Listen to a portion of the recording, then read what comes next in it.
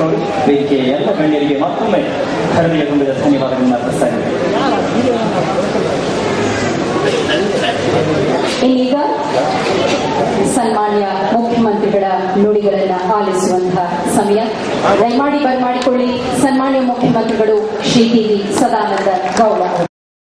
10ನೇ ಸಾಲಿನ ರಾಜ್ಯ ಚಲನಚಿತ್ರ ಪ್ರಶಸ್ತಿ ಪ್ರದಾನದ ಈ ಸುಂದರ ಕಾರ್ಯಕ್ರಮದ ಅಧ್ಯಕ್ಷತೆಯನ್ನು ವಹಿಸಿರುವಂತಹ ಈ ಕ್ಷೇತ್ರದ ಜನಪ್ರಿಯ ಶಾಸಕರಾದಂತಹ ಸನ್ಮಾನ್ಯ ರೋಷನ್ ಬೇಗ್ ಅವರೇ, ಮುಖ್ಯ ಅತಿಥಿಗಳಾದಂತಹ ನಮ್ಮ ಸರ್ಕಾರದ ಮಾನ್ಯ ಗೃಹ ಸಚಿವರು ಹಾಗೂ ಸಾರಿಗೆ ಸಚಿವರಾದಂತಹ ಸನ್ಮಾನ್ಯ ಆರ್ ಅಶೋಕ್ರವರೇ, ಕರ್ನಾಟಕ ಚಲನಚಿತ್ರ ಅಕಾಡೆಮಿಯ ಅಧ್ಯಕ್ಷೆ, ಜನಪ್ರಿಯ ತಾರೆ ನಮ್ಮೆಲ್ಲರ ಪ್ರೀತಿಯ ಶ್ರೀಮತಿ ತಾರಾ ಅನ್ನರಾದ್ರವರೇ, ಕರ್ನಾಟಕ ಚಲನಚಿತ್ರ ವಾಣಿಜ್ಯ ಮಂಡಳಿ ಅಧ್ಯಕ್ಷರಾದಂತಹ ಸನ್ಮಾನ್ಯ ಚಂದ್ರಶೇಖರ್ ಅವರೇ, ಸರ್ಕಾರದ ಕಾರ್ಯದರ್ಶಿಗಳಾದಂತಹ ಬಸವರಾಜ್ ಅವರೇ, ದೇವಮಠದವರೇ, 2009-10ನೇ ಸಾಲಿನ ಎಲ್ಲ ಪ್ರಶಸ್ತಿ ಪುರಸ್ಕೃತರೇ, ಇಲ್ಲಿ ಸೇರಿದಂತ ನನ್ನೆಲ್ಲ ಪ್ರೀತಿಯ ಬಂಧು ಭಗಿನಿಯರೇ, ಮಾಧ್ಯಮದ ಮಿತ್ರರೇ, ಪ್ರಾಯಶಃ ನಾವು ಕೂಡ ಸುಮಾರು ಹೊತ್ತಿಂದ ಪ್ರಶಸ್ತಿ ಕೊಡ್ತಾನೆ ಬಂದಿದ್ದೇವೆ. ನನಗೆ ಆಶ್ಚರ್ಯ ಆಯಿತು, ಈ ಪ್ರಶಸ್ತಿಗಳ ಸಂಖ್ಯೆ ನೋಡಿದಾಗ ನಮ್ಮ ಚಿತ್ರರಂಗ ಎಷ್ಟು ಬೆಳೆದಿದೆ, ಎಷ್ಟು ವಿಸ್ತಾರವಾಗಿದೆ ಅಂತ ಹೇಳುವಂತ ಅರಿವು ಈಗ ಸುಮಾರು ಹೊತ್ತು ನಿಂತು ಸುಸ್ತಾದಾಗಲೇ ನನಗೆ ಗೊತ್ತಾಗಿರುವಂತೆ ಒಂದು ಅದ್ಭುತವಾದಂತಹ ಕಾರ್ಯಕ್ರಮದಲ್ಲಿ ನಾನು ಭಾಗವಹಿಸಿದೆ. ಸಾಮಾನ್ಯವಾಗಿ ಈ ಒಂದು ಚಲನಚಿತ್ರ ರಂಗ ಇದು ಮನುಷ್ಯನಿಗೆ ಒಂದಷ್ಟು ರೀತಿಯಲ್ಲಿ ಶಾಂತಿ, ನೆಮ್ಮದಿ, ಒಂದು ರೀತಿಯ ಆತ್ಮವಿಶ್ವಾಸ ಇದನ್ನೆಲ್ಲ ಮೂಡಿಸಬಲ್ಲ ಅಂತ ಒಂದು ವ್ಯವಸ್ಥೆ ಅಂತ ನಾನು ತಿಳ್ಕೊಳ್ತಾ ಇದ್ದೆ. ಆದರೆ ಅದರಲ್ಲಿರುವಂತ ಕಲಾವಿದರಿಗೆ, ಅದರಲ್ಲಿರುವಂತ ಇವತ್ತು ಈಗಾಗಲೇ ಪ್ರಶಸ್ತಿ ಪಡೆದಂತಹ ಹಲವಾರು ಜನರಿಗೆ ಅದರ ಒಳಗಿನ ಕಷ್ಟ ಅವರಿಗೆ ಮಾತ್ರ ಗೊತ್ತು. ಯಾಕೆಂತ ಹೇಳಿದ್ರೆ ಪ್ರತಿ ಕ್ಷೇತ್ರದಲ್ಲಿ ಕೂಡ ಆಯಾ ಕ್ಷೇತ್ರದ ಒಳಗೂ ಹೊರಗಿರುವಂತಹ ಕಷ್ಟದ ಅನುಭವ ಆ ಕ್ಷೇತ್ರದಲ್ಲಿರುವವರಿಗೆ ಗೊತ್ತು. ನಮಗೇನೋ ಸಿನಿಮಾ ನೋಡುವಾಗ, ನಮಗೇನೋ ಅದರಲ್ಲಿರುವಂತ ಸಂಭಾಷಣೆಗಳು ಬಂದಾಗ ನಮಗೆ ಬಹಳ ಸಂತೋಷ ಆಗುತ್ತೆ. ಆದ್ರೆ ಆ ಸಂಭಾಷಣೆಗಳನ್ನ, ಆ ಚಿತ್ರೀಕರಣವನ್ನ ಆಗಾಗ ಕಟ್ಟು ಅಂತ ಹೇಳ್ತೀವಿ. ನಮ್ಮ ರಾಜಕೀಯದಲ್ಲಿ ಕಟ್ಟು ಅಂತ ಅಂದ್ರೆ ಶಾಶ್ವತ ಕಟ್ಟಲ್ಲ. ಆದ ಕಾರಣ ಆ ಎಲ್ಲ ಕೆಲಸ ಕಾರ್ಯಗಳನ್ನ ಅತ್ಯಂತ ಯಶಸ್ವಿಯಾಗಿ ನಿಭಾಯಿಸಿದಂತ ಹಲವಾರು ಹಿರಿಯರಿಗೆ ಇವತ್ತು ಪ್ರಶಸ್ತಿ ಸಿಕ್ಕಿದೆ. ಪ್ರಾಯಶಃ ನಾನು ನೋಡಿದ ಪ್ರಶಸ್ತಿ ಕೊಡುವಂತಹ ಸಂದರ್ಭದಲ್ಲಿ ಆ ಹಿರಿಯ ಕಲಾವಿದರಿಂದ ಹಿಡಿದು ಯುವ ಕಲಾವಿದರವರೆಗೆ, ಬಾಲ ಕಲಾವಿದರವರೆಗೂ ಪ್ರಶಸ್ತಿ ಸಿಕ್ಕಿದೆ. ಇದರ ಅರ್ಥ ಇದೊಂದು ಬೆಳೆಯುವಂತ ರೀತಿಯಲ್ಲಿ ಹೋಗ್ತಾ ಇರುವಂತದ್ದು ನಾವು ನೋಡ್ತಾ ಇದ್ದೇವೆ. ಹೊಸ ಬೇರು, ಹಳೆ ಚಿಗುರು, ಕೂಡಿಯರು ಮನಸ್ಸು ಅಂತ ಹೇಳಿದ ರೀತಿಯಲ್ಲಿ ಆ ಹಿರಿಯ ಕಲಾವಿದರು ಅವರ ಜೊತೆಯಲ್ಲಿ, ಆ ಯುವ ಕಲಾವಿದರು ಅವರ ಜೊತೆಯಲ್ಲಿ ಬಾಲ ಕಲಾವಿದರು, ಇವರನ್ನ ಇವತ್ತು ನಾವು ಪುರಸ್ಕಾರ ಮಾಡಿದ್ದನ್ನು ಕಂಡ್ರೆ ನಮಗೆ ಅನಿಸಿದೆ ಒಂದು ರೀತಿಯಲ್ಲಿ ನಮ್ಮ ಚಿತ್ರರಂಗದ ಬೆಳವಣಿಗೆಗೆ ಇದೆಲ್ಲವೂ ಪೂರಕವಾಗುತ್ತೆ. ಹಿರಿಯ ಕಲಾವಿದರನ್ನ ಮತ್ತೆ ಯುವ ಕಲಾವಿದರು ಆ ಸಾಲಿಗೆ ಹೋಗುವಂಥದ್ದು, ಆ ಸಾಲನ್ನು ಭರ್ತಿ ಮಾಡುವಂತಹ ಬಾಲ ಕಲಾವಿದರು ಅವರನ್ನು ಕೂಡ ನಾವು ಸನ್ಮಾನಿಸುವಂತ ಕೆಲಸ ಕಾರ್ಯಗಳನ್ನು ಮಾಡಿದ್ದೇವೆ. ಪ್ರಾಯಶಃ ಒಂದು ನಾಡಿನ ಆ ಗರಿಮೆ ಅದು ಅಲ್ಲಿಯ ಸಾಂಸ್ಕೃತಿಕ ವೈಭವದ ಹಿಂದೆ ಇದೆ ಅಂತ ಹೇಳುವಂತ ಹಿರಿಯರ ಮಾತನ್ನು ನಾವು ಕೇಳಿದ್ದೇವೆ. ಯಾವ ಜಾಗದಲ್ಲಿ ಒಂದು ಸಾಂಸ್ಕೃತಿಕ ಸಂಪತ್ತು ಚೆನ್ನಾಗಿರುತ್ತೋ ಆ ಭಾಗ, ಆ ರಾಜ್ಯ, ಆ ದೇಶ ಅತ್ಯಂತ ಯಶಸ್ವಿಯಾಗಿರುತ್ತೆ ಅಂತ ಹೇಳುವಂಥದ್ದು ನಾವು ಕಂಡಿದ್ದೇವೆ.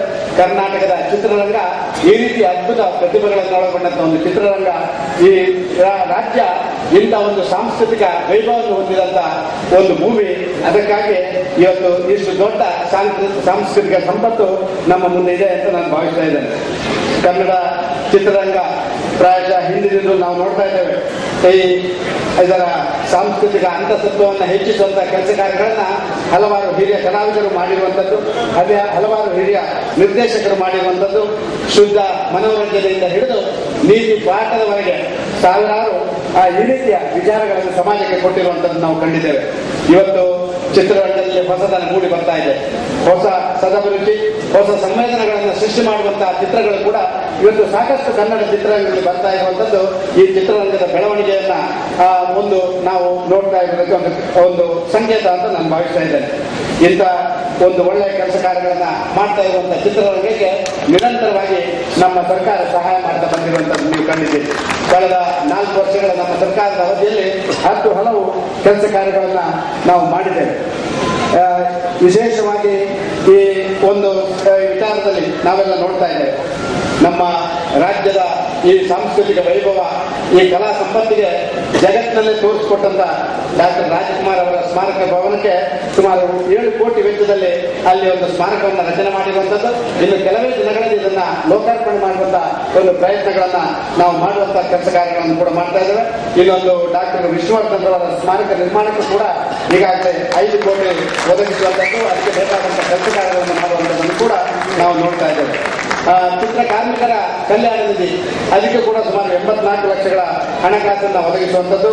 ಸಬ್ಸಿಡಿ ಪರಿಗಣಿಸುವ ಚಿತ್ರಗಳ ಸಂಖ್ಯೆಯನ್ನ 50ರಿಂದ 75ಕ್ಕೆ ಏರಿಸಿದ್ದೇವೆ. ಮತ್ತೆ ಚಂದ್ರಶೇಖರ್ ಬಾಕಿಯವರೆಲ್ಲ ಬಂದಿದ್ದಾರೆ ಈಗ ತಾರಕ್ಕೆ ಎಲ್ಲ, ಸುಮಾರು ಅದನ್ನು 100 ಮಾಡಬೇಕು ಅಂತ ಕೇಳಿದ್ದಾರೆ. ಈ ಒಂದು ವಿಚಾರ ಕೂಡ ನಮ್ಮ ಮುಂದೆ ಇದೆ. ಇದನ್ನು ಕೂಡ ಪರಿಶೀಲನೆ ಮಾಡುವಂತ ಕೆಲಸ ಕಾರ್ಯಗಳನ್ನು ಮುಂದಕ್ಕೆ ಮಾಡ್ತೇವೆ. ಈಗಾಗಲೇ ಹೆಸರುಘಟ್ಟದಲ್ಲಿ ಚಿತ್ರನಗರಿಯನ್ನ ನಾವು ಪ್ರಾರಂಭ ಮಾಡಬೇಕು ಅಂತ ಹೇಳೋದಕ್ಕೆ, ಈಗಾಗಲೇ PPP ಮಾದರಿಯಲ್ಲಿ ಇದನ್ನು ಕೈಗೆತ್ತಿಕೊಳ್ಬೇಕು ಅಂತ ಹೇಳೋದಕ್ಕೆ ಕಳೆದ ವಾರದ ನಮ್ಮ ಸಚಿವ ಸಂಪುಟ ಸಭೆಯಲ್ಲಿ ಈಗಾಗಲೇ ನಾವು ಮಂಜೂರಾತಿಯನ್ನು ಕೊಟ್ಟಿದ್ದೇವೆ. ಒಂದು ಅದ್ಭುತವಾದಂತಹ ಚಿತ್ರನಗರಿ ಅದು ಬೆಂಗಳೂರಿನಲ್ಲಿ ಬರಬೇಕು ಅಂತ ಹೇಳುವಂತಹ ಆಶಯ ನಮ್ಮಲ್ಲಿದೆ. ಇದಕ್ಕೆ ಬೇಕಾದಂತಹ ಕೆಲಸ ಕಾರ್ಯಗಳನ್ನು ಕೂಡ ನಾವು ಮಾಡಿದ್ದೇವೆ. ನಾವು 2011 ಮಾರ್ಚ್ 19ರಲ್ಲಿ ನೀವು ಗೊತ್ತಿರುವ ಹಾಗೆ ನೂತನ ಕನ್ನಡ ಚಲನಚಿತ್ರ ನೀತಿಯನ್ನು ಕೂಡ ಜಾರಿಗೆ ತರುವಂತ ಕೆಲಸ ಕಾರ್ಯಗಳನ್ನು ಮಾಡಿದ್ದೇವೆ. ವಿಶೇಷವಾಗಿ ಇವತ್ತು ನಾವು ನೋಡ್ತಾ ಇದ್ದೇವೆ, ಈ ವಿಡಿಯೋ ಪೈರಸಿಯ ವಿರುದ್ಧ ಒಂದು ಕಾನೂನು ಸಮರವನ್ನೇ ಸಾರುವಂತಹ ಕೆಲಸ ಕಾರ್ಯಗಳನ್ನ ನಮ್ಮ ಸರ್ಕಾರ ಕೈಗೆತ್ತಿಕೊಂಡಿದೆ. ಕಳೆದ 10-15 ದಿನಗಳಿಂದ ಇದನ್ನು ಅತ್ಯಂತ ಅದ್ಭುತವಾಗಿ ಇದನ್ನು ನಿಭಾಯಿಸುವಂತಹ ಕೆಲಸ ಕಾರ್ಯಗಳನ್ನ ನಮ್ಮ ಪೊಲೀಸ್ ಇಲಾಖೆ ಮಾಡ್ತಾ ಇರುವಂತದ್ದು ನೀವು ಕಂಡಿದ್ದೀರಿ ಎಂದು ನಾನು ಭಾವಿಸ್ತಾ ಇದ್ದೇನೆ. ಚಿತ್ರೋದ್ಯಮದ ಅಗತ್ಯಗಳನ್ನು ಪೂರೈಸಲಿಕ್ಕೆ ಸಿಂಗಲ್ ವಿಂಡೋ ಸಿಸ್ಟಮ್, ಏಕಗವಾಕ್ಷಿ ವ್ಯವಸ್ಥೆಗೆ ಕೂಡ ಚಾಲನೆ ನೀಡಬೇಕು ಅಂತ ಹೇಳುವಂತಹ ಬಹುದಿನದ ಬೇಡಿಕೆ, ಈಗಾಗಲೇ ಅದಕ್ಕೆ ಚಾಲನೆ ನೀಡುವಂತಹ ಕೆಲಸ ಕಾರ್ಯಗಳನ್ನು ನಾವು ಪ್ರಾರಂಭ ಮಾಡಿದ್ದೇವೆ. ಮತ್ತು ಎಲ್ಲ ಜಿಲ್ಲಾ ಮಟ್ಟದಲ್ಲಿಂದ ಮೇಲಿರುವಂತಹ ಎಲ್ಲ ಚಿತ್ರಮಂದಿರ ನಿರ್ಮಾಣಕ್ಕೂ ಕೂಡ ನಾವು ಪೂರ್ತಿ ಸಹಕಾರಗಳನ್ನು ಕೊಡುವಂತಹ ಕೆಲಸ ಕಾರ್ಯಗಳನ್ನ ನಾವು ಮಾಡ್ತಾ ಇದ್ದೇವೆ. ಸದಭಿರುಚಿಯ ಚಿತ್ರ ಸಂಸ್ಕೃತಿ ಬೆಳೆಸಲು ಸಿನಿಮಾ ಅಧ್ಯಯನಕ್ಕೆ ಅಕಾಡೆಮಿಕ್ ರೂಪ ತರಲಿಂದೇ ಚಲನಚಿತ್ರ ಅಕಾಡೆಮಿಯನ್ನ ನಾವು ಸ್ಥಾಪನೆ ಮಾಡಿದ್ದೇವೆ. ಇದು ಅತ್ಯಂತ ತೃಪ್ತಿಕರವಾಗಿ ಕರ್ತವ್ಯ ನಿರ್ವಹಿಸುವುದನ್ನು ನೀವು ಕಂಡಿದ್ದೀರಿ. ಮತ್ತೆ ಅವರಿಗೆ ಗೌರವವನ್ನು ಸಲ್ಲಿಸುವುದರ ಜೊತೆಗೆ 100 ಹೊಸ ಮುಖಗಳು ತಾವು ಬರಬೇಕು, ಈ ರೀತಿಯ ಒಂದು ಪ್ರಶಸ್ತಿಗಳನ್ನು ಪಡಿಬೇಕು ಅಂತ ಹೇಳುವಂತ, ಈ ಪ್ರಶಸ್ತಿ ಭಾಜನಕ್ಕೆ ನಾವು ಅರ್ಹರಾಗಬೇಕು ಅಂತ ಹೇಳುವಂತ ಕಲ್ಪನೆಗಳನ್ನು ಮೂಡಿಸುವಂತ ಒಂದು ಸಮಾರಂಭ ಇದಾಗಿದೆ ಅಂತ ನಾನು ಭಾವಿಸ್ತಾ ಇದ್ದೇನೆ. ಇಂಥ ಒಂದು ಅದ್ಭುತ ಕಾರ್ಯಕ್ರಮದಲ್ಲಿ ಭಾಗವಹಿಸಲಿಕ್ಕೆ ಅವಕಾಶ ಮಾಡಿಕೊಟ್ಟಂತಹ ನಮ್ಮ ರಾಜ್ಯ ಚಲನಚಿತ್ರ ಅಕಾಡೆಮಿ ಮತ್ತು ನಮ್ಮ ವಾರ್ತಾ ಇಲಾಖೆ ಕೂಡ ನನ್ನ ಕೃತಜ್ಞತೆಯನ್ನು ಸಲ್ಲಿಸಿ ತಮಗೆಲ್ಲರಿಗೂ ಶುಭ ಹಾರೈಕೆ ಮಾಡಿ ನನ್ನ ಮಾತನ್ನು ನಿಲ್ಲಿಸ್ತೇನೆ. ಜೈ ಹಿಂದ್, ಜೈ ಕರ್ನಾಟಕ. ಚಲನಚಿತ್ರ ಇಷ್ಟು ಒಳ್ಳೆಯ ಕೆಲಸಗಳನ್ನ ಪಡಿತಾ ಇದೆ ಸರ್ಕಾರದ ಮುಖಾಂತರ ಅಂದ್ರೆ ಅದಕ್ಕೆ ಧನ್ಯವಾದಗಳನ್ನ ಖಂಡಿತ ಕೊಡಲೇಬೇಕು. ಹಾಗಾಗಿ ಕರ್ನಾಟಕ ಚಲನಚಿತ್ರ ವಾಣಿಜ್ಯ ಮಂಡಳಿಯ ಅಧ್ಯಕ್ಷರಾದ ಶ್ರೀಯುತ KV ಚಂದ್ರಶೇಖರ್ ಅವರು ಸರ್ಕಾರಕ್ಕೆ ಮನೆ ಮುಖ್ಯಮಂತ್ರಿಗಳಿಗೆ ಶುಭಾಶಯಗಳನ್ನು ಕೊಡ್ತಾ ಇದ್ದಾರೆ. ನಮಸ್ಕಾರ. ಮನೆ ಮುಖ್ಯಮಂತ್ರಿಗಳು ಚಿತ್ರರಂಗದ ಮೇಲೆ ಇರತಕ್ಕಂಥ ಮಮತೆ, ಮಮಕಾರ ಎಲ್ಲವನ್ನ ತಮ್ಮ ಮುಂದೆ ಪ್ರಸ್ತಾವ ಮಾಡಿದ್ದಾರೆ. ನಾವು ಮಕ್ಕಳು, ಅವ್ರ ತಾಯಿ, ಅವ್ರ ಮುಂದೆ ಅಳಬೇಕು, ಅವರನ್ನು ಸಾಂತ್ವನ ಮಾಡಬೇಕು. ಅವರು ನೀಡಿದಂಥ ಕೊಡುಗೆ ನಿಜವಾಗಿಯೂ ಸ್ಮರಣೀಯ. ನನ್ನ ಒಂದು ಕಳಕಳಿ ಸಭಾಂಗಣದ ಬಂಧುಗಳಿಗೆ, ಅವರಿಗೆ ಈ ಬರಗಾಲದ ಪರಿಸ್ಥಿತಿಯಿಂದ ಒಂದು ಸನ್ಮಾನ ಆಗಲಿ ಅಥವಾ ಹೂವು ಗುಚ್ಚ ಕೊಡೋದಕ್ಕೂ ಸಹ ಅವರು ಒಪ್ಪಲಿಲ್ಲ. ಅದರಿಂದ ಎಲ್ಲರೂ ಒಂದು ನಿಮಿಷ ಎದ್ದು ನಿಂತು ಚಪ್ಪಾಳೆ ಮೂಲಕ ಸರ್ಕಾರದ ಶ್ಲಾಘನೀಯವನ್ನ ನಮ್ಮ ಹೃದಯಪೂರ್ವಕ ಅಭಿನಂದಿಸಬೇಕು ಅಂತ ಹೇಳಿ ಮನವಿ ಮಾಡ್ತಾರೆ.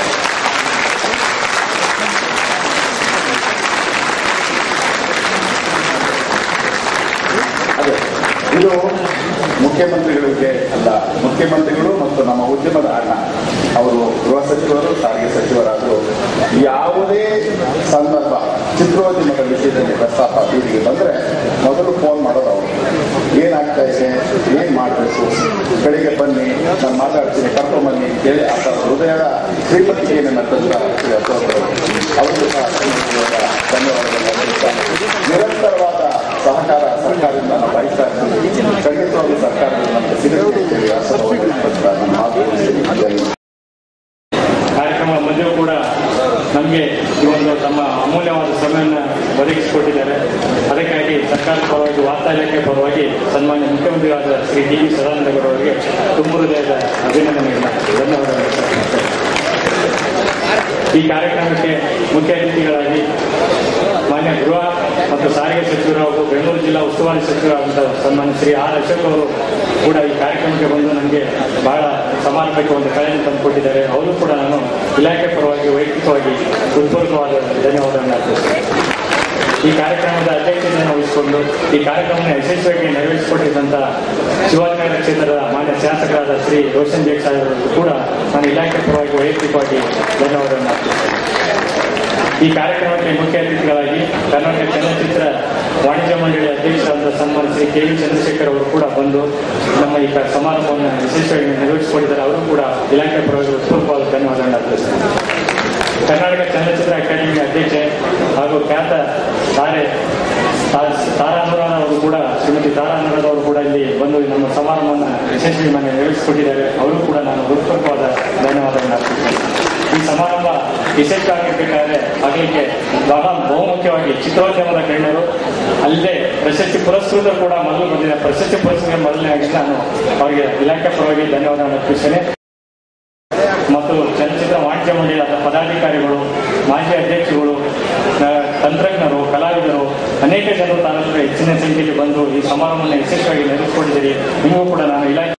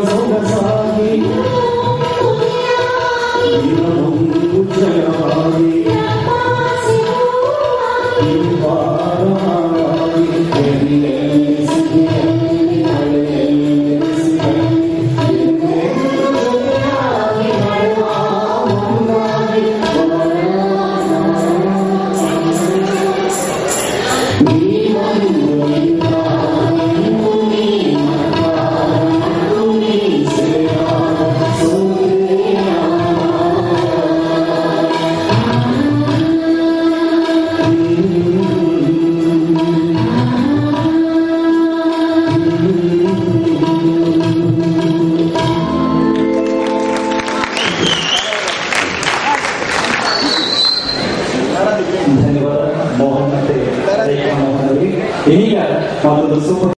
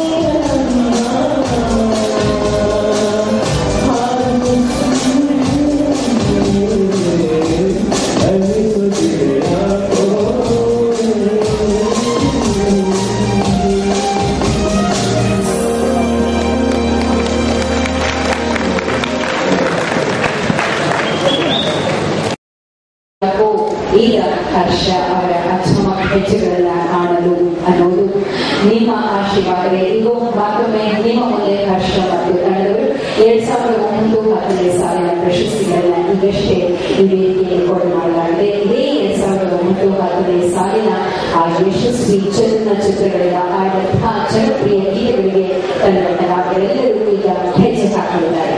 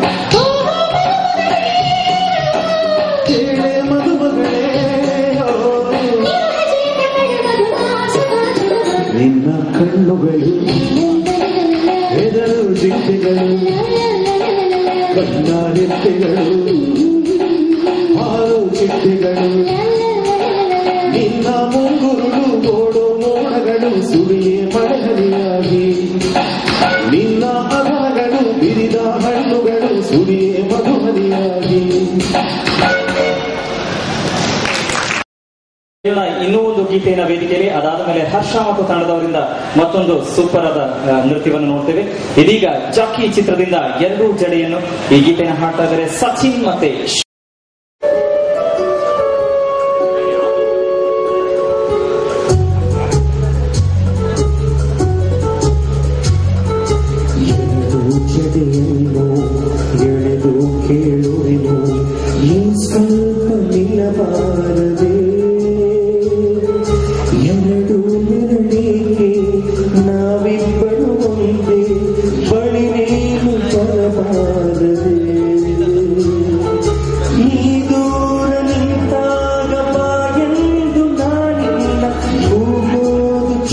ಹಿತವಲ್ಲವೇ ಇಷ್ಟೊಂದು ಬಲವಲ್ಲಿ ನಿನ್ನ ನೀಳ ಕೋಣನ್ನು ಬಯಸೋದು ಹಿತವಲ್ಲವೇ ಎರಡು ಕಣ್ಗಳಿಗೆ ಮುತ್ತು ನೀಡುವೆನು ನೀನಿಲ್ಲಿ ಬರಬಾರದೆ ಎಲ್ಲ ಕನಸನ್ನು ಒಂದೇ ನೆರಳಲ್ಲಿ ಸಾವಾಗಿ ನಿಲ್ಲಬಾರದೆ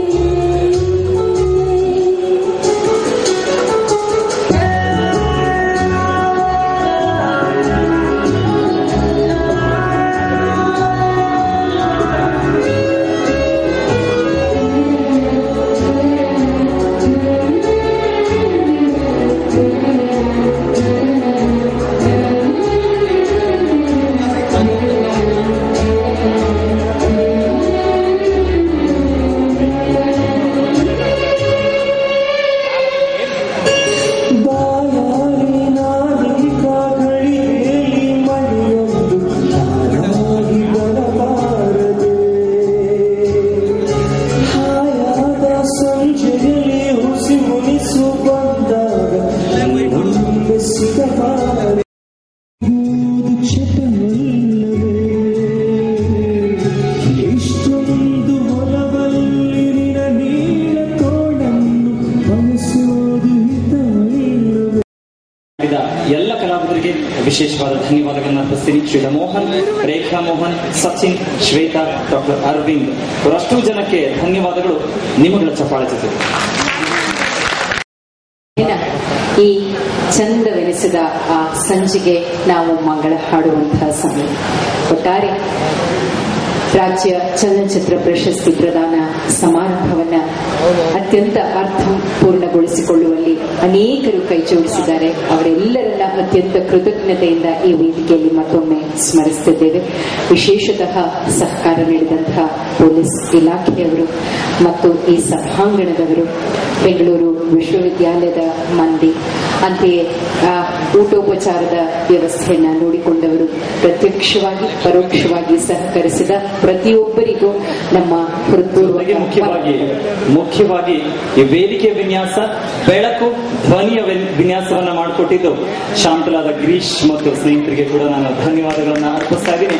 ಒಟ್ಟಾರೆ ಈ ಇಡೀ ಕಾರ್ಯಕ್ರಮವನ್ನ ಚಿತ್ರೀಕರಿಸ್ತಾ ಇರುವಂತಹ ಮಾಧ್ಯಮದ ಮಿತ್ರರು, ಜೊತೆಗೆ ಸ್ಥಿರ ಮತ್ತು ಛಾಯಾಗ್ರಾಹಕರಿಗೆ ಕೂಡ ನಾನು ಧನ್ಯವಾದಗಳನ್ನ ಅರ್ಪಿಸ್ತಾ ಇದ್ದೀನಿ.